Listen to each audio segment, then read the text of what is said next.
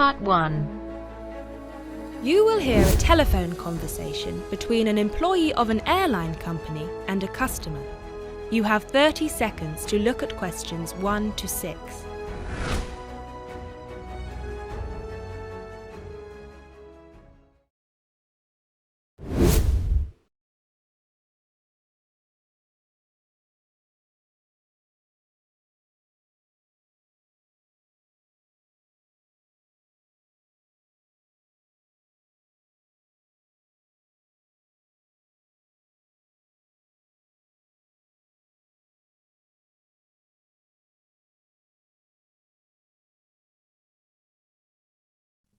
GB Airlines, this is Kyle speaking. How can I help? Hi, my name is Matt Walsh. I'm calling on behalf of Mr. John Sparrow to claim expenses for a delay in his flight last week. Good morning, Mr. Walsh. Thank you for calling. Could you please tell me the flight number and the date of departure? The date of departure was the 24th of January, 2016. I'm afraid I don't have the flight number in front of me at the moment. Okay, that's all right. One moment. Could you tell me where was Mr. Sparrow departing from? He was departing from Athens. Is that Athens, Greece or Athens, Georgia? Athens, Greece. Right. And what was the destination? It was Heathrow, London. Right. We've got 2 flights from Athens to London Heathrow on the 24th of January 2016. Was it the 3:25 p.m. flight or the 9:45 p.m.? It was the later one, 9:45. Okay, so the flight number is GB1011. Right, okay. Okay, yes. I can see that Mr. Sparrow's flight was cancelled and he was booked on the next flight on the 25th of January at 3:25 p.m. Is that correct? Yes, that is correct. According to our system, one of my colleagues spoke with Mr. Sparrow on the phone on the 24th to inform him of the cancellation and offered to book a hotel for him for the night, but Mr. Sparrow preferred to book one himself. Yes, because he didn't want to stay near the airport, as the next flight was in the afternoon. Yes, of course. Could you tell me which hotel he stayed at? Yes, he stayed at the Hypnos Hotel. Oh, could you spell that for me? Of course. That's Hypnos. Right. Thank you for that. And could you please tell me how much the total cost was for the night? Sure. It was 73 euros. Right. Do you have a copy of the receipt for that? Yes, of course. Would you like me to send it to you? Yes, please. Can I email a picture of it to you? Absolutely. The email address is refunds@gbairlines.co.uk. Great, thank you. No problem. Were there any other expenses you wish to claim? Actually, yes.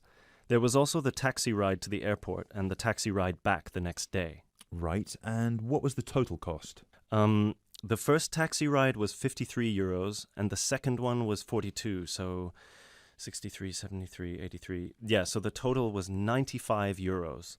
I'll send you the receipt for those as well. Thank you. Are there any other expenses? No, I think that's it.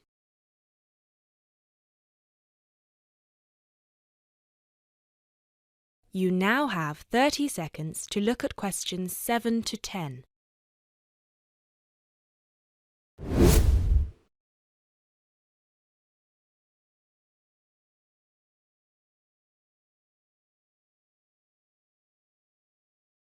Excellent.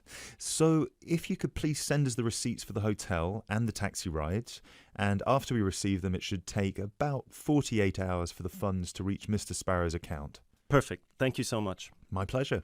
Is there anything else I can help you with? Actually, yes. There's one more thing. Mr. Sparrow complained about the meal during the flight. He said that it was a bit bland. Right.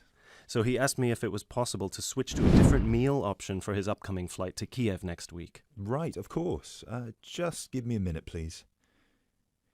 Right, I see that Mr. Sparrow had the light meal option for his flight to London, and you would like to change that. What would you like to change it to? What are the other options? We've got 12 different meal options.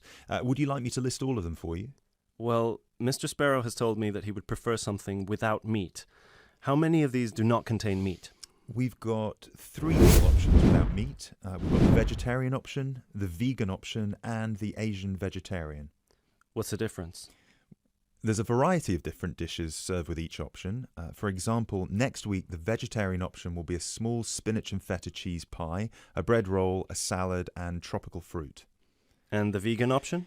The vegan option doesn't include any dairy products, and it also doesn't include fowl, eggs or honey.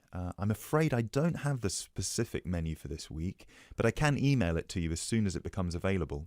Oh, could you do that? That would be great. Yes, of course. I can email you a detailed description of all the meal options if you like. Yes, please. No problem. Please do not forget to call us back to change the meal option. You need to do that 48 hours before the departure time for international flights and 24 hours for domestic flights. So 48 hours for this one then? Yes, exactly. Perfect. Oh, no, I'm sorry. Transatlantic flights require 48 hours. All flights within Europe require 24 hours. So in this case, you will need to call us 24 hours in advance. I apologise for that. Okay, great. So, could I please have your email address so I can send you the menus? That is the end of part 1. You now have half a minute to check your answers.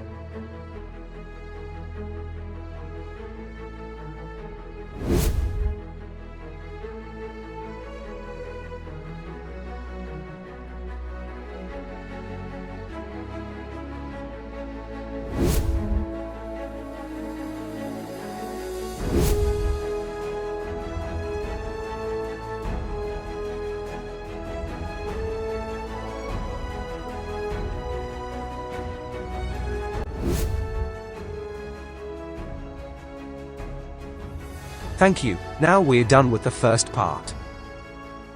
Moving on to the second section. You will hear an environmental studies student giving a presentation about his project on saving an endangered species of plant. Now you have some time to look at questions 31 to 40.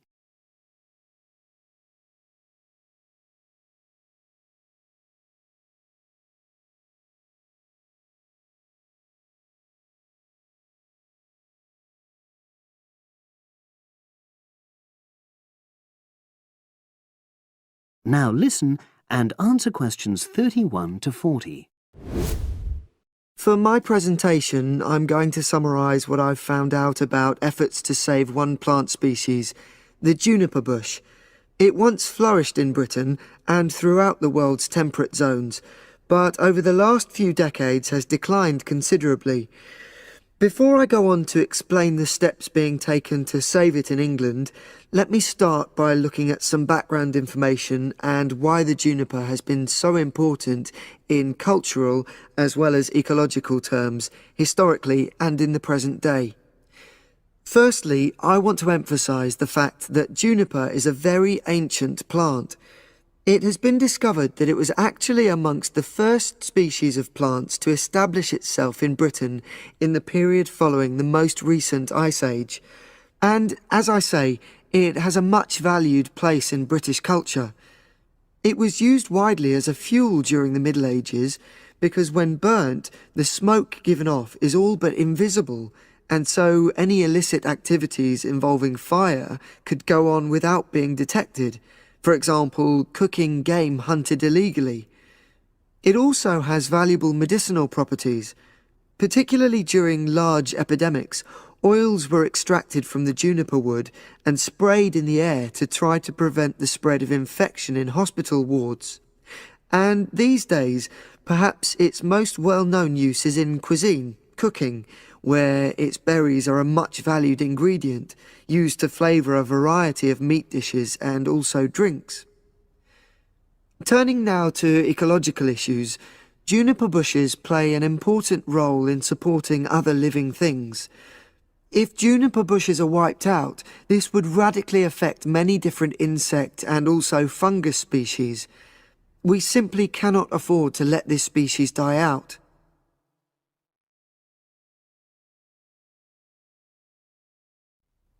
So, why is the juniper plant declining at such a rapid rate? Well, a survey conducted in the north and west of Britain in 2004 to 5 showed that a major problem is the fact that in present-day populations, ratios between the sexes are unbalanced, and without a proper mix of male and female, bushes don't get pollinated. Also, the survey found that in a lot of these populations, the plants are the same age, so this means that bushes grow old and start to die at similar times, leading to swift extinction of whole populations. Now, the charity Plant Life is trying to do something to halt the decline in juniper species.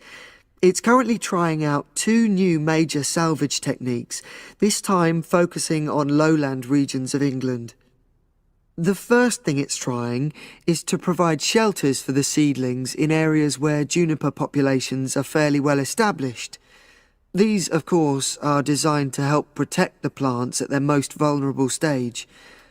A further measure is that in areas where colonies have all but died out, numbers are being bolstered by the planting of cuttings which have been taken from healthy bushes elsewhere. Now, I hope I've given a clear picture of the problems facing this culturally and ecologically valuable plant, and of the measures being taken by Plant Life to tackle them. If anyone has any questions... That is the end of part 2. You now have half a minute to check your answers.